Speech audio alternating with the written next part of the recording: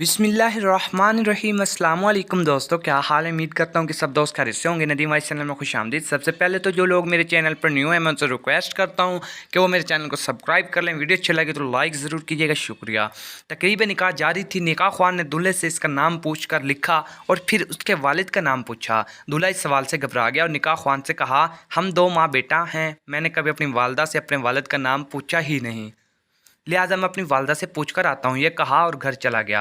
महफिल में मौजूद लोगों में से किसी को भी इसके वालिद का नाम मालूम ना था। घर में दाखिल होकर इसने वालदा से अपनी वालिद का नाम पूछा। वालदा भी घबरा गई और गुमसुम खामोश। दूल्हे ने कई बार अपनी वालदा से पूछा और आखिरकार शदीद तैश में आ गया और गुस्से में अपनी माँ से ना जाने क्या क्या ओल फोल बकता रहा। घर में जमा तमाम औरतें भी खामोशी से माँ बेटे का मुकालमा सुनती रही और हैरान थी कि आज तक ये सवाल करने का ख्याल हमें क्यों नहीं आया, जबकि माँ बेटे की ज़िंदगी इसी मोहल्ले में गुजरी है। ये छोटा सा था जब से हम इन दोनों को अपनी गली में इस मकान में देख रहे हैं। इस औरत ने शायद अपने बच्चे को स्कूल भी इसीलिए नहीं दाखिल करवाया कि इसके बाप का नाम तो जानती नहीं। अचानक इसने अपनी माँ से कहा, अगर तुम मुझे मेरे बाप का नाम नहीं बता सकती तो इस शर्मिंदगी की ज़िंदगी से बेहतर है मैं खुदकशी कर लूँ। जैसे ही माँ ने बेटे के ये अल्फाज सुने तो तड़प उठी और भागकर उसे रोका और कहा, मेरी बात सुन लो, फिर जो जी में आए कर लेना। चंद औरतें आगे बढ़ी और जवान को अपने इक़दाम से रोक लिया कि पहले इसकी बात तो सुनो। पूरे घर में खामोशी तारी थी। सभी इस औरत के लब हलने के मुंतज़िर थे कि वो गोया हुई। पाकिस्तान बनने के बाद हमारे वालिद, चचा, भाइयों और ख़ानदान के तमाम मर्द दो औरत हिजरत करके पाकिस्तान के लिए आज़म सफ़र हुए। रास्ते में किसी जगह हमारे काफ़िले पर हिंदू बुलायों ने हमला कर दिया। हमारे मर्द जान तोड़ कर लड़े, लेकिन उनकी तादाद और असलहे की वजह से हमारी हिफाजत ना कर सके और सब शहीद हो गए। लड़ाई के दौरान मेरे वालिद ने रात के अंधेरे का फ़ायदा उठाकर हम औरतों को निकालना चाहा, लेकिन मेरे अलावा किसी को भी बचाने में कामयाब ना हो सके।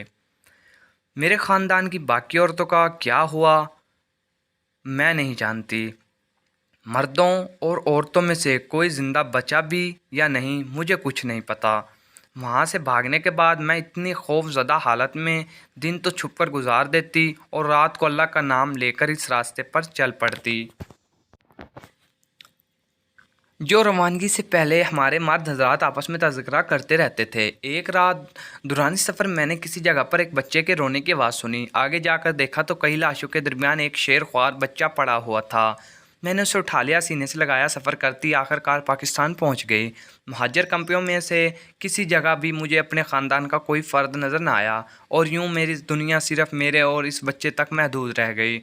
मेरी उम्र कम थी और अभी मेरी शादी भी ना हुई थी।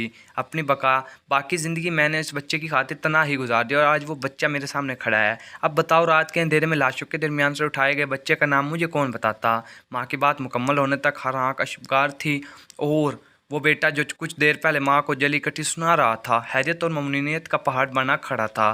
फिर शर्मिंदगी के साथ आगे बढ़ा और इस औरत के एहसानात का बोझ उठाए इसके कदमों में गिर गया। मेरे नहायत ही मोहतरम काबिल कदर क़ारीन कारम जिन साहिब ने मुझे ये वाक़या सुनाया था, इनका दावा था कि वो इस तकरीब में मौजूद थे और इसके ऐनी शाहिद हैं। आज जब मैं अपने नौजवान नस्ल को आज़ादी की हैरत अंगेज़ खुशियाँ मनाते हुए देखता हूँ तो मुझे वो माँ और इस जैसे कुर्बान होने वाली लाखों जानें याद आ जाती हैं जो अपनी मेहनत की कमाई देखे बग़ैर इस दुनिया से चली गई।